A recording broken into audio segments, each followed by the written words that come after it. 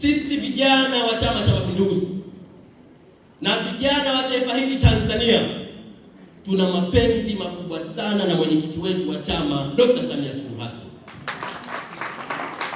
Mapenzi ya vijana hayawezi kuonyeshwa kwa maneno matupu. Mapenzi ya vijana hayawezi kuonyeshwa kwa kuimba tu. Tutahakikisha mwaka huu wa uchaguzi 25 tunazipambania kura za rais wetu kwa kishindo kikubwa sana.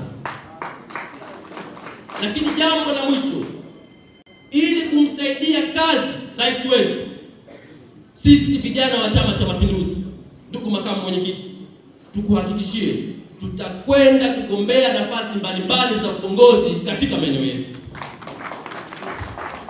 Sasa makamu mwenyekiti, kwa nafasi yako ni kuombe ndani ya mkoa huu wa Songwe na mikoa mingine Tanzania, tumebahatika kuwaona vijana waerevu, tumebahatika kuwaona vijana wenye ari ya kukitumikia chama chetu na serikali yetu.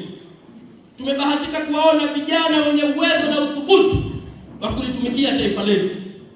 Pale wakati utakapofika, vijana wenzetu wale wenye uwezo, wenye nia njema ya kuhudumia watu wetu, watakapochukua fomu za kugombea udiwani, watakapochukua fomu za kugombea ubunge, Mheshimiwa makamu mwenyekiti, kwa heshima na unyenyekevu mkubwa, tunakuomba tuwapitishe vijana hawa wakamsaidie rais wetu kwa vitendo na sio kwa maneno matupu. Viva vijana, viva!